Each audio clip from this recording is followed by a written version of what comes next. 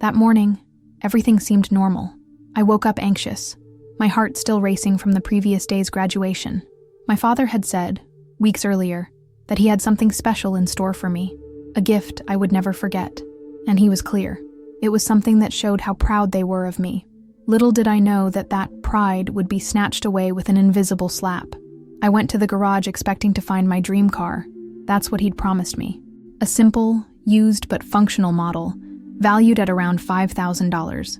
I'd even seen photos.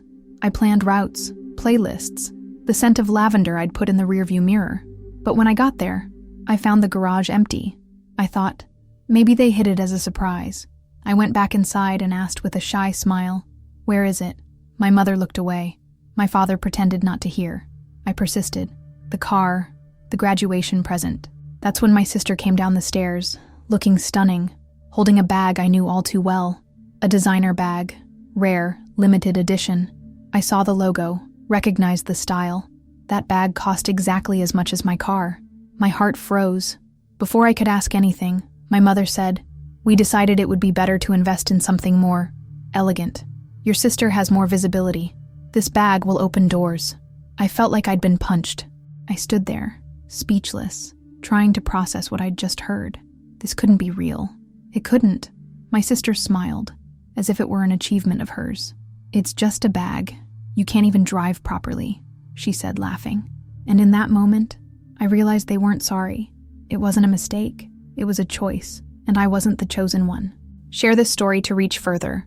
Subscribe to the channel, share this video on WhatsApp, and leave a comment telling me where you're listening from. I'll be very happy to read each comment.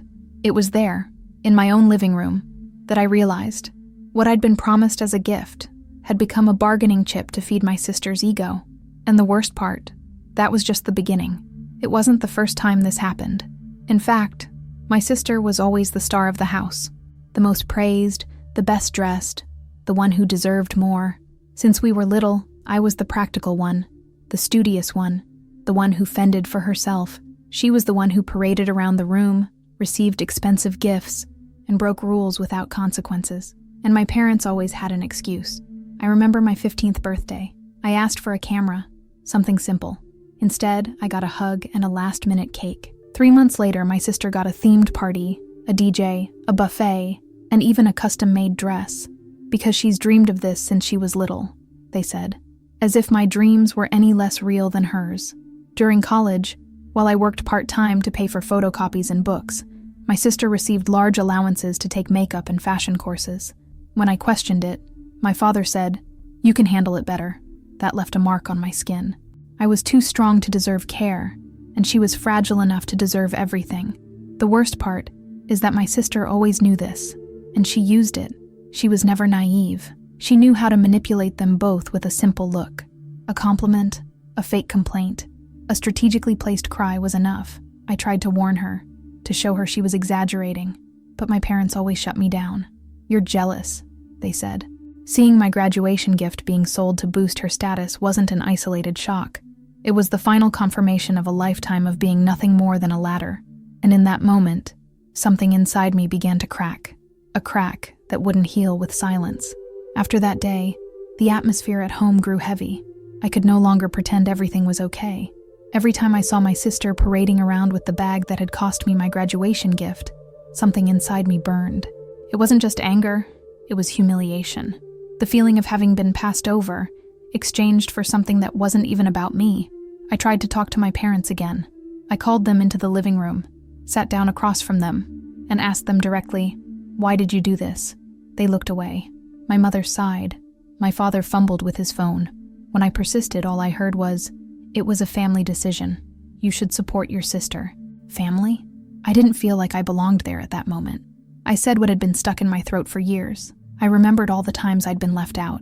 I talked about my 15th birthday party, the comparisons, the words that hurt more than yelling. My mother got angry. "You're overreacting, as always." My father said, "You need to stop playing the victim." Then I understood. They would never admit what they were doing. My sister heard the conversation from the top of the stairs. And of course, she stepped in. "Oh my God, everything is drama for you. Are you going to cry over an old car?" I wanted to respond, but my whole body was shaking. It wasn't about the car. It was about the neglect, about having something promised, dreamed of, and seeing it ripped away with a smile on my face. That night, locked in my room, I felt a huge void, a noisy silence. It was as if I were alone even though I was surrounded by people. My house felt like a stage where I never took center stage, where my efforts were invisible and my feelings disposable. And worst of all, no one there seemed to care. A few days later, I had an idea. One last attempt to make them see what they were doing to me. It was my grandmother's birthday, the only person in my family who really listened to me. I prepared a speech and told them, in front of everyone, what had happened to my graduation present. Eyes widened, smiles faded. My mother tried to cut me off. This isn't the time for this. But my grandmother held my hand and said, yes, it is. This girl deserves to be heard. So I told her everything, from the beginning. Every detail of the promise, the car sale, the bag. When I finished, the room was silent. For the first time, my pain wasn't muffled. It echoed. My aunt and uncle looked at each other. A cousin said, that's absurd. And then my sister tried to laugh. Guys, for God's sake, is she crying over a gift? But no one laughed with her. For the first time, she had no audience, and that bothered her. She blushed, disconcerted, and left the room, saying they were overreacting. My father turned pale. My mother was visibly embarrassed. I didn't want to expose them, but I also couldn't bear to carry everything alone anymore. Seeing other people listening, understanding, reacting, it made me realize I wasn't crazy. My pain was legitimate, and others just didn't see it before because my parents hid it so well. That day, something changed. The masks fell, and even though my parents tried to maintain their composure afterward, everyone had already seen through it. For the first time, I wasn't the one acting up. I was the one telling the truth. After the awkward moment at my grandmother's house, the atmosphere grew even more tense. My parents returned home without saying a word. My sister didn't look at me. I thought maybe that moment had served some purpose, that it would at least spark a conversation, an apology, a nod of acknowledgement. But no, they acted as if nothing had happened. The next day, my mother made pancakes, as if to sweep the matter under the rug. Let's move on, she said, trying to sound cheerful. My father talked about work, as if my pain were an inconvenient noise. That revolted me. I didn't want pancakes. I wanted respect. I wanted a modicum of empathy. But it seemed that, for them, my silence was more comfortable. I grew quieter, colder. I only responded when necessary, and I started leaving the house whenever I could. I took refuge in the library, in cafes, in places where I wouldn't be reminded of how much less I was worth. My parents seemed relieved by my absence, and that hurt even more. It was as if I was making their lives easier by slowly disappearing. But inside, I was seething. I began to write everything down. In a hidden notebook, I wrote down every sentence someone said to me, every situation where I was shortchanged, every time someone made me feel less than. It was my way of not going crazy. I needed to record the truth, even if it was just for myself. It was the only way to keep from erasing my own history. And then I began to wonder, if I wasn't already missed in that house, what was keeping me there? The answer was painful. Fear. Fear of leaving, of facing the world alone, of having nowhere to go.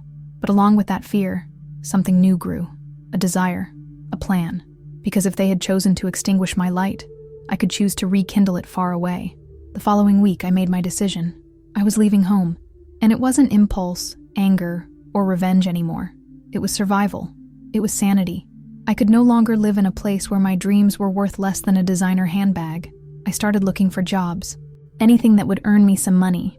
And I started looking for rooms to rent near the university. I got a temporary job at a small bookstore. It was simple, the pay was low, but it was enough to get me started. I bought a used suitcase and began discreetly storing my things. Each book, each folded item of clothing, was like a brick building my freedom. I didn't tell anyone, because if I did, they knew they would try to hold me back through fear and guilt. By then, my sister was no longer hiding her contempt. She made jokes, imitated my way of speaking, saying I wouldn't last 2 weeks alone. And my parents, they pretended not to see, as always. But this time, I didn't take it in. I let them talk, because deep down, I already had a certainty no one there could steal. I was leaving, and I wasn't going to look back. 2 days before my departure, I left a note inside the notebook where I wrote everything. I wrote calmly. No rancor, no swearing, just the truth. You promised me a gift and taught me a lesson.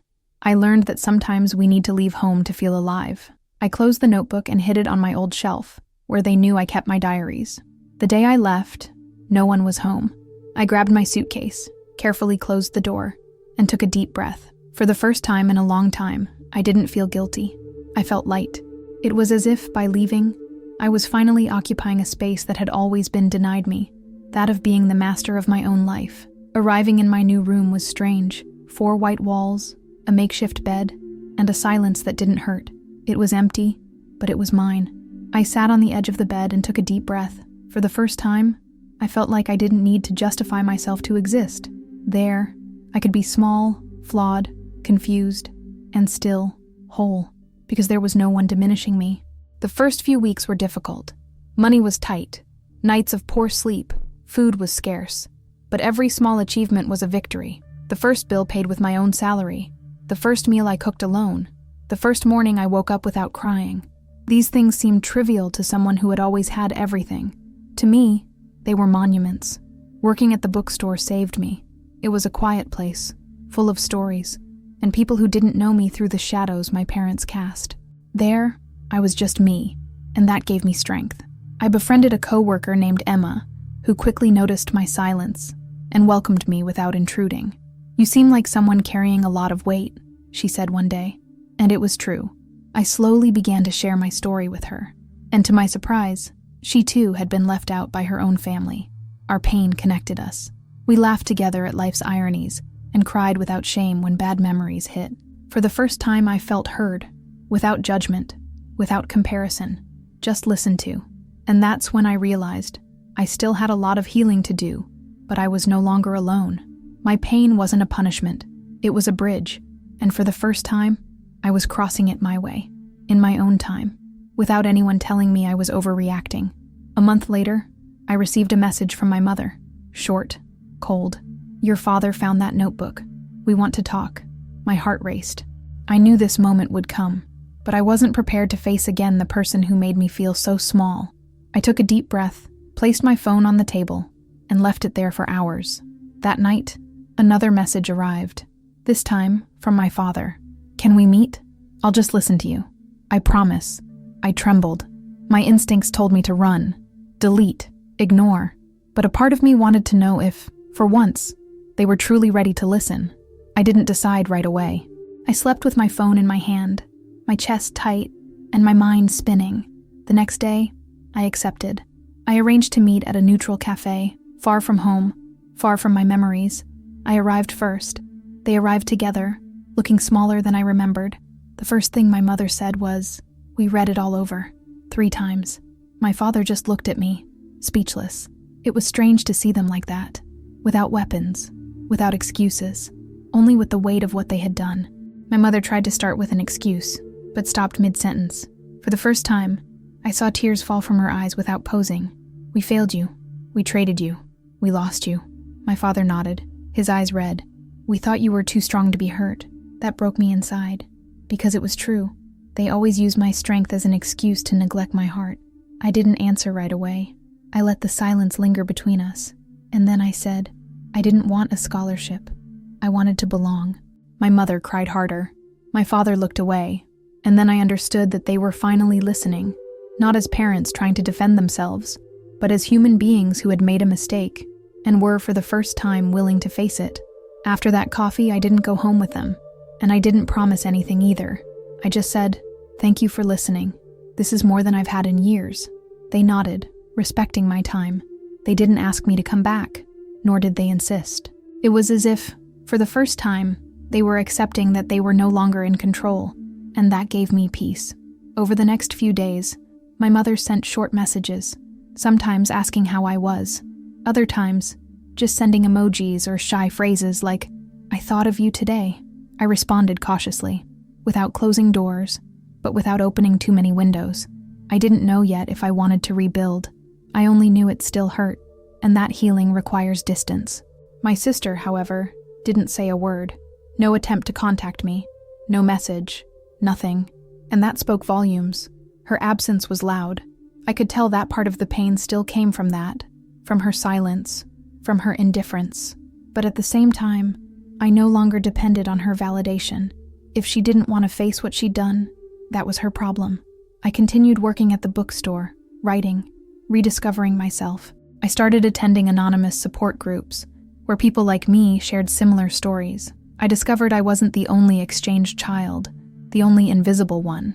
There, through tears and nervous laughter, I began rebuilding myself. It was a patchwork of shared pain.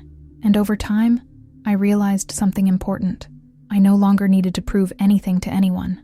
Not my mother, not my father, not my sister. I didn't need grand regrets or promises of change. I just needed to keep my truth alive and move on, even if some people were left behind. I started writing my real story, not just in my notebook but online. I created an anonymous blog. I wrote about how it felt to be replaced, what it's like to have your efforts erased by whims, what it's like to grow up being told that being strong is enough, when in reality, being too strong only makes no one care for you.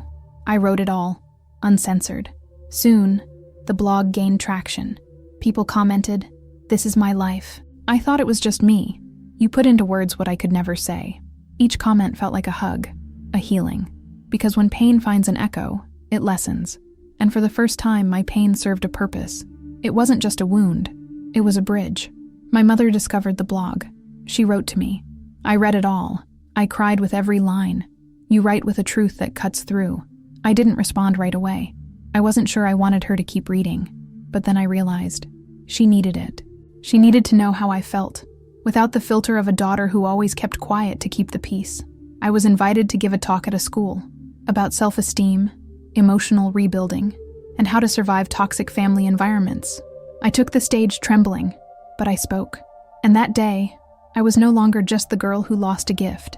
I was the woman who found a voice, and who now used that voice to prevent others from going through the same. At the end of the talk, a girl hugged me, crying. "You just told my story." That was bigger than any apology, because it showed me that my pain had become healing, that my silence had become a scream, and that what was once erased now shone. A few days after the talk, my mother asked me to meet up. She didn't insist. She said that if I accepted, she wanted it to be leisurely, just the two of us. I accepted. I arranged to meet at a park where we used to go when I was little. I arrived first and sat on the usual bench. When she arrived, she was carrying 2 small bottles of water and had a look on her face I'd never seen before. She began slowly, not with excuses, but with memories. "Remember when you fell off your bike and scraped your knee? I couldn't handle it. And I think, ever since then, I've been waiting for you to figure it out on your own." I remained silent. It hurt to hear, but it also made sense. She was raising me to be a strong daughter so she wouldn't have to face her own weakness. Then she talked about the scholarship, the day they made the decision, the way they justified it to themselves. "We thought it wouldn't hurt you that much, but it was easier to think that than to accept that we were being unfair." And there, on that bench, she looked me in the eye and said, "We weren't family to you, and it pains me to admit that." She cried, without hiding it, and I cried with her. Not because everything was resolved, but because there, in that moment, she wasn't just my mother. She was a repentant woman, a woman who finally saw me, who saw not only her daughter, but her daughter's pain. This doesn't erase what was done, but it begins something new. I told her, I don't want to live waiting for an apology anymore, but I also don't want to pretend it's all over. I need time. I really need it. She understood. She didn't ask me to go back to the way things were. And that, to me, was the greatest respect I've ever received from her. For the first time, she didn't want to rush me. She just wanted to be present. That late afternoon, we walked in silence through the park, like 2 women who had survived previous versions of themselves, and now, with all their scars exposed, they decided to try again, not in the same way, but with the truth in front of them. Returning to my room, that rented room, that night, had a different weight. I sat up in bed and started looking around. I remembered the first night there, when I'd arrived broken, tired, and afraid. Today, the fear still lingered, but I now knew how to overcome it. I had changed, and that space was living proof of that. I picked up my old notebook and reread the first few pages. I saw the anger, the hurt, the raw pain of a girl who just wanted to be recognized. And I saw, in the last pages, the woman who turned all of this into a path. The one who spoke, wrote, cried, and little by little rebuilt herself. Without support at first, but with truth, with courage, with presence. I called Emma and told her everything. She cried with me. "Do you know how strong you are?" she said. And for the first time, I didn't back down. "Yes, I do. And I'm not going to pretend I don't anymore." I became everything they told me I didn't need to be. And because of that, I was free. I wrote a new blog post, not with anger, but with reflection. I wrote, "Not everyone will regret what they did to you, but sometimes, those who least expect it finally choose to listen. And even then, forgiveness is never an obligation. It's a choice. It's a process. And it only has value when it respects the time of the person who was hurt." The post went viral. Again, more people, more stories, more echoes. And I understood that this was my mission now, to name the invisible pain, to give a voice to forgotten, replaced, erased children, to show that there is light after abandonment, but that this light doesn't come from outside. It arises when we choose to move on, even in pieces. It was on a random Sunday that my sister finally called me. A short message. Her voice sounded different, more restrained. "I know it's been too long, but if you want to talk, I'm here." I stared at that message for long minutes. She, who always had everything, who always made fun of my pain, was now looking for me. I responded with a simple, "Why now?" She called me right away, and on the other end of the line she said, "Because I saw what you wrote, and I saw myself there. I saw how cruel I was, and I hated myself for it." For the first time, she didn't use sarcasm. She didn't defend herself. She owned up. She said she was ashamed, that she was afraid to face what she'd done, that she always knew our parents preferred her, and she took advantage of that. She cried, not the cry of someone trying to rid themselves of guilt, but the cry of someone who finally felt the impact of their own choices. "I was spoiled, sheltered, and blind. You grew up struggling, and I never reached out.